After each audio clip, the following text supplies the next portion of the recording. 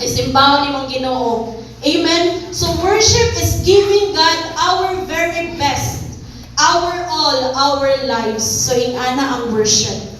Ang tibuok nga ikaw imong ihatag sa Ginoo, pinaka the best ang ihatag nato sa Ginoo. So what is the importance of understanding through worship? Unsa man ka-importante nga masabtan nato ang tinuod nga pagsimba? Ay, actually kanang naani siya tulo ka part ang akong i-share karon. So in every part na ay application. No, so basi ma-excite mo ba halis application na.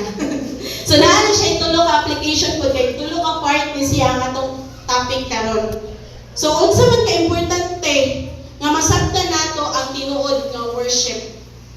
Dapat masabtan nato ang tinuod nga worship kay kung sayop ang imong idea sa worship, masayop po nimo pagsabot ang kasing-kasing o ang plano sa Ginoo sa imo. Nga naman, balik na sa itong main text in verse 2. Di ba, giingon dito ang nga, then, kung mag-worship ka tinut-anay sa Ginoo, then you will learn to know God's will for you, which is good and pleasing and perfect.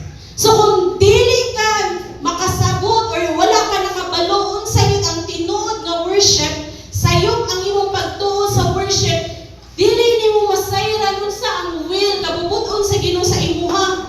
Nga kini nga kabubuton maayo, pleasing o perfecto. So ma-miss out na nimo.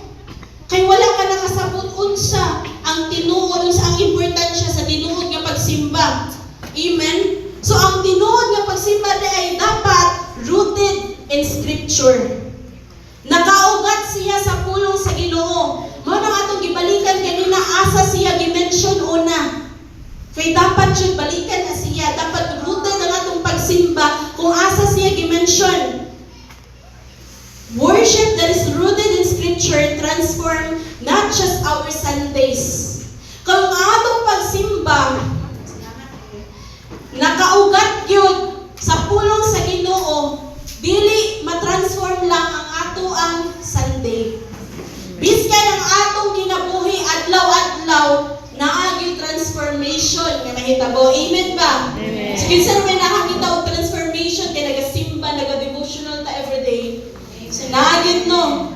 Sa una nga sa puton kayo ka, pero kay tungod kay ginatudluan ka sa Holy Spirit og gentleness, self-control.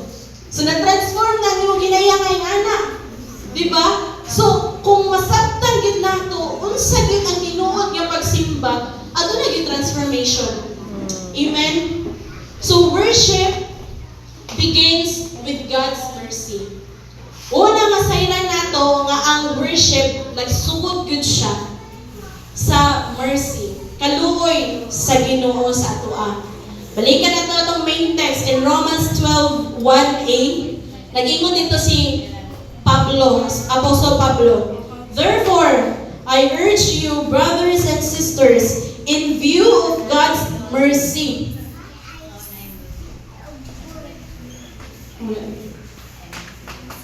Lain na siya ang version tayo.